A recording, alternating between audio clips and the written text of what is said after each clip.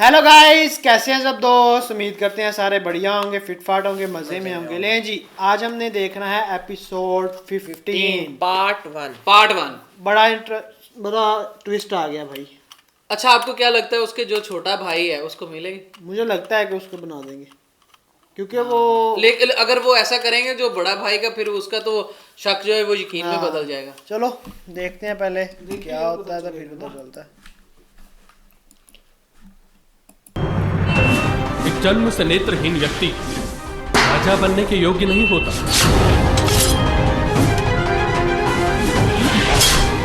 सभी पुत्र समान रूप से योग्य हों, तब ज्येष्ठ का अधिकार होता है राजमाता।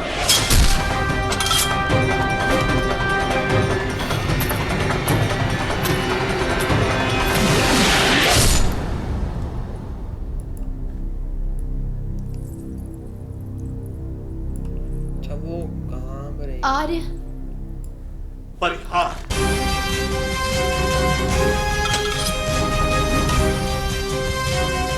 मैंने कहा परिहार।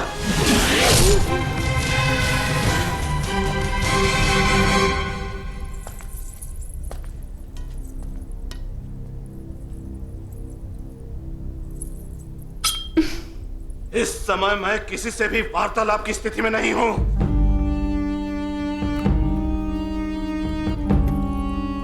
आज अपनी आंखों पर पट्टी बांधने का अपना निर्णय योग्य प्रतीत होता है। जिस जगत में मेरे पति के साथ इतना अन्याय होता है, वो जगत देखने योग्य नहीं है।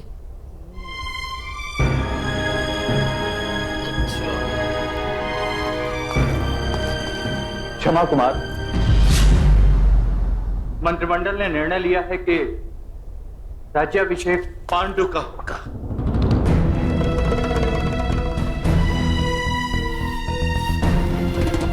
जानता था मैं। वो तो अत्यधिक प्रसन्न हुआ होगा। क्यों? प्रसन्नता किसे होगी इस निर्णय से राजमाता? मेरा तो समग्र जीवन दुख से भर जाएगा।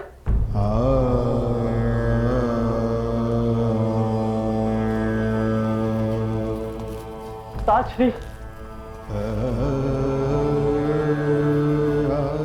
मैं तो ज्येष्ठ का सेवक हूं,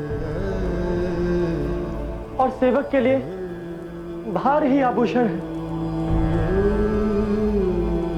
मैंने तो ज्येष्ठ की चरण सेवा के लिए व्रत लिया है जन्म से। मैं उनका पक्ष ले सकता हूं, उनका स्थान नहीं ले सकता। स्वयं खाव देकर शब्दों का लेप लगाने वाली राजनीति कब सीख गया जान ही नहीं पाता।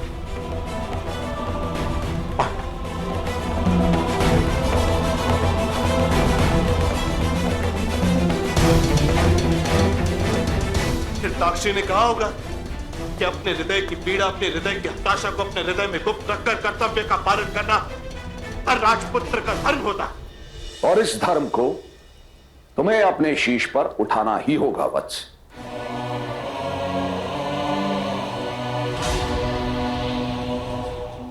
व्यक्ति सिंहासन से बड़ा नहीं होता, और प्रेम धर्म से बड़ा नहीं होता।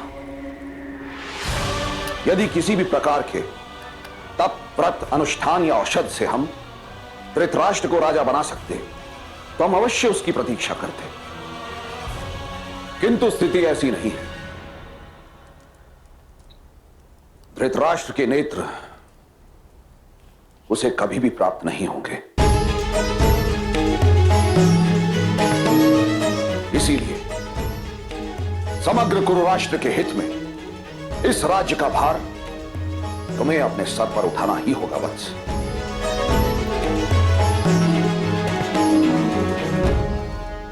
सबने बहुत आग्रह किया।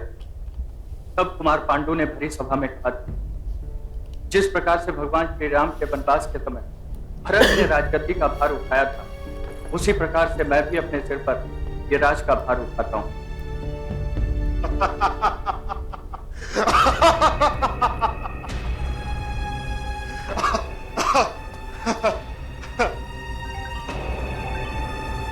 तो क्या अब तुम भी मेरी पादुका लेने आए हो सैनिक?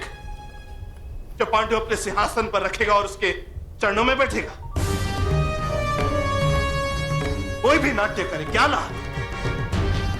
भगवान श्री राम को भी 14 वर्षों का वनवास मिला था, किंतु यहां तो सभी लोगों ने मिलकर मुझे जीवन भर का वनवास दे दिया, जीवन भर का वनवास दे दिया।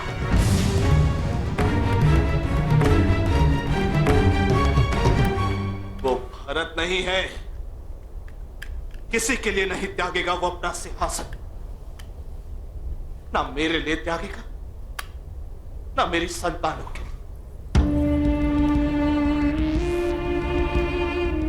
गुरु का वंश अब पांडु से चलेगा।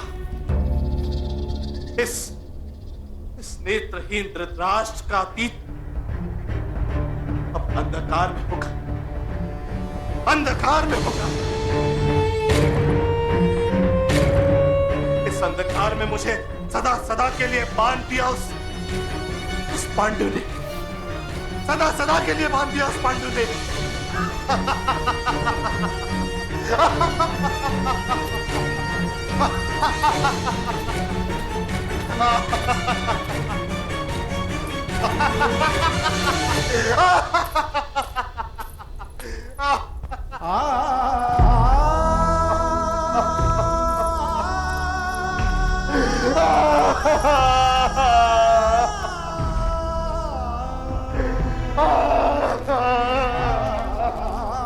उसकी सबसे बड़ी ख्वाहिश थी।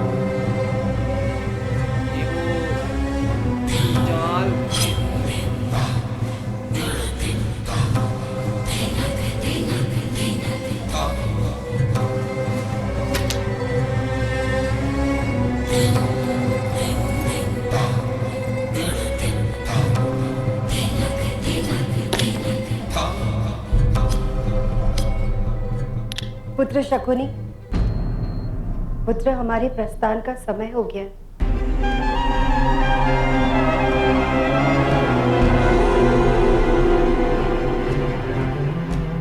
मैं भी यही विचार कर रहा था माता।